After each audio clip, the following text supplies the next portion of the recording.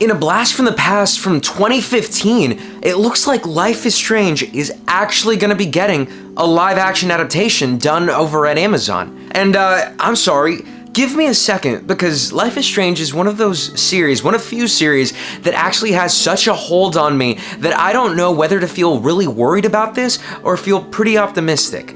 Then again, when we're looking at some of the names associated with this project, it is making me feel a little bit more hopeful, a little bit more optimistic than I am when it comes to other video game adaptations. I mean, for starters, we have Charlie Koval tasked as being the showrunner for this series. Other series that they've been a part of are The End of the World and Chaos, starring Jeff Goldblum. And I remember when The End of the World first came out, and I actually enjoyed the first season. So that's a pretty good sign right there. And when we're looking at this interview coming out from Variety, they also state that they are a big fan of Life is Strange, which is another big plus, because if you're a fan of Life is Strange, you know why it works so well. And aside from them, we've got Story Kitchen, which is a studio that very much seems interested in adapting video games into live action. I mean, they recently acquired the rights to make Clear Obscure Expedition 33 into a live action movie. So that's something that's currently on their plate, so you can't say that they don't have a knack for choosing good stories. And lastly in this, we have Lucky Chap and their involvement in this series as well. Lucky Chap is the studio that was founded by Margot Robbie, and they've helped out in titles such as I, Tonya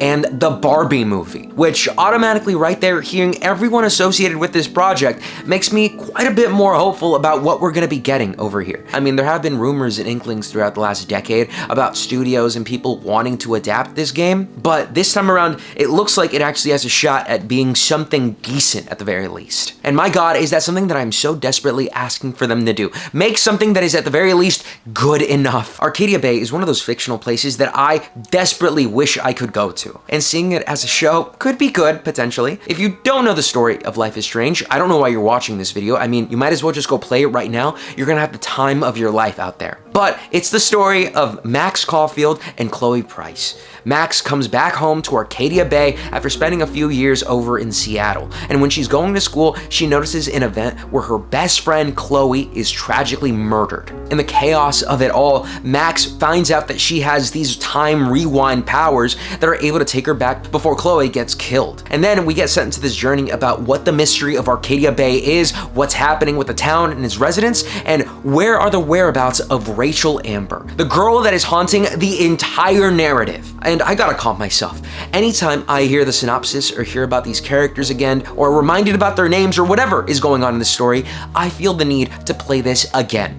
Doesn't matter how many times I played it before, I want to go back and experience this world again. Back in 2015, when I first jumped into this game, it had a profound effect on my life. I don't know why, but it is a game that I genuinely think is remarkable in every way. Yeah, the animation might be some of the most stiff when it comes to the characters interacting with each other, and yeah, the dialogue is universally known as being pretty cringeworthy, but goddamn it, doesn't it have charm and heart? This is a game that if you let your barriers down for just a second, you're able to connect with this entire world that they've got going on over here, and you're gonna feel everything that these characters feel. It is that immersive, and it's greatly helped out by that amazing atmosphere that it has, because it is so uniquely itself. Whether it be with the legendary soundtrack that it has, or those amber tones in the visuals that you've got over here, there's nothing else out there that feels like Life is Strange. There's things that try to mimic it, there's things that try to follow up on its success, but nothing's really nailed it in my opinion. I mean, I'm a fan of Life is Strange 1, I do like the spin-off Before the Storm, but I never really could get into Life is Strange 2 or any of the other spin-offs there. I couldn't do it, it didn't have any of the same emotional stakes or anything really going for it in my opinion. The first one was so uniquely special, and it connected with me in such a way that I don't think any other story at the time could. And I know there are a ton of people on the internet right now that aren't the biggest fans when it comes to Life is Strange.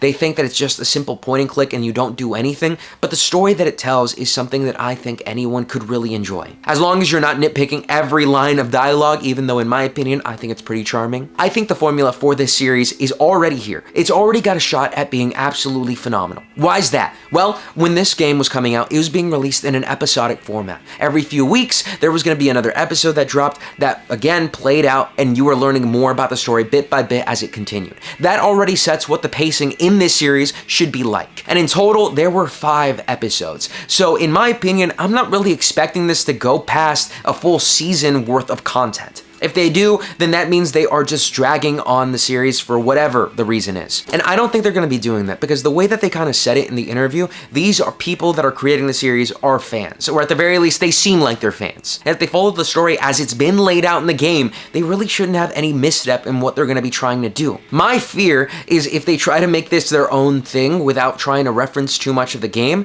then they might make this a series that is too teenage angst, too edgy in its content, that it might become Euphoria 2.0 or something like that. That's my fear. I don't want this series to become trashy or to become a huge mess like that. And aside from that, now we got a fan cast who we want as our main characters over here. Who are we gonna grab to play Chloe or Max? Is there anyone in this age range that we've got in our minds right now? I think to really lure the audience into a false sense of security, they gotta get a big name actor to play Mr. Jefferson, just so that people aren't really expecting too much from them. As it says in this interview, and as I said earlier in this video, there have been other places and other studios that have tried to make this come to life. But I think that was when it was really in its height of popularity, because Life is Strange is a game that now came out 10 years ago. The fact that people are still talking about it now, there's still a community that is still trying to get more content out of it, is kind of crazy. I mean, I'm glad that it's alive and well, but now it feels like since it's been 10 years, there's less of a financial incentive for like, hey, we gotta make this a thing right now because we gotta strike when the iron's hot or something like that. I have less of a fear that it's being done because it can be done. One of the most important things that I need them not to mess up on when it comes to this series is what they do with the music. Because my God, they shouldn't take another step when it comes to production if they haven't already gotten the rights to every single song that we've gotten in that first game. Because let me tell you right now,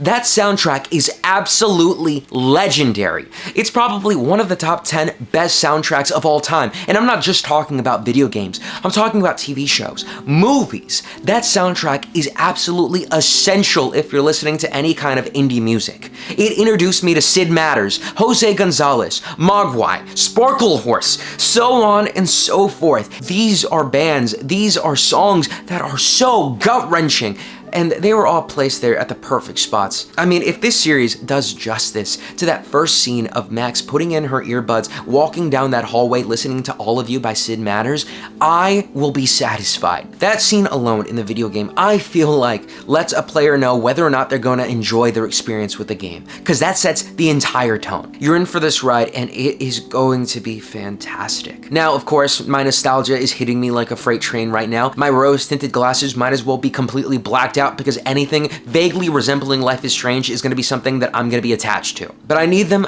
please, not to mess this up. And if they want to go as series accurate as possible, I will absolutely adore them if they are able to do something with folds at the very end. Whether it be Spanish Sahara or another song, I would want that because I know that that would be causing me to just bawl my eyes out uncontrollably. It would be an absolute mess, and I implore them to do so. And if they want to go the extra mile when it comes to this, they could do something that could really appease fans in making two separate endings for the series. I mean, probably not, but in my opinion, I feel like Bay versus Bay was one of the most highly contested video game topics of the last decade. Sure, there was a side that felt more rational, but there was a ton of people that chose the other option too. Everyone had their opinion about what they wanted to do in this game, and I know that in mine, I chose the option that made me feel the most amount of heartbreak. I feel like having both endings would be something that fans would greatly appreciate because it would lead into whatever story they already had forth in their version of the game. It's a nice way for everything to come together. And it would also pave the way for whatever is going to be happening next, because if they're going to be adapting this, then that means they're probably going to be doing the second Life is Strange as well. Or at least I would think they're going to be doing that too. And while again, I wasn't a fan,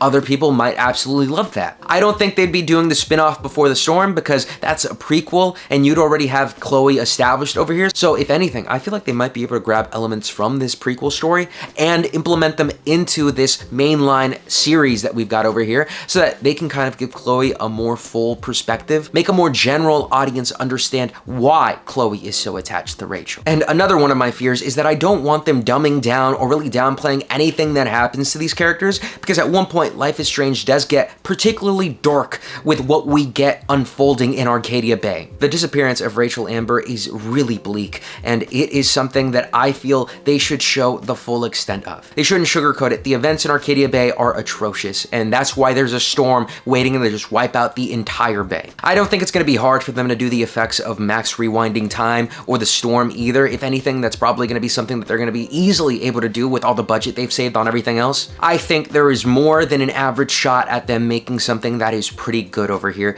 and that actually shocks me a little bit. But with this, I think that kind of wraps up my thoughts on the announcement of this series being made. And here's where I gotta hand it back to y'all again. What do y'all think about Life is Strange getting a live action adaptation? Do you think I'm being a little bit too optimistic, too hopeful when it comes to how this is gonna come out?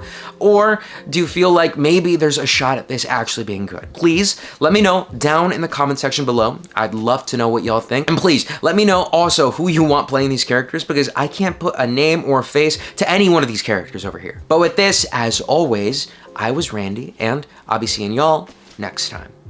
Peace.